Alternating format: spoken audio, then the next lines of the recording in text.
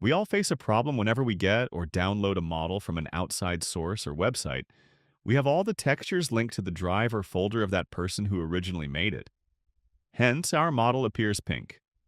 Now we have the choice of either relinking textures one by one, giving it the path we want from our own drive, or we can use Texture Relinker. You can get it from the description in link. Simply after getting it, open the folder and open the script. Select the script using Ctrl-A and copy the script by using Ctrl-C on keyboard. Go back to Blender. Go to the Scripting tab in top menu.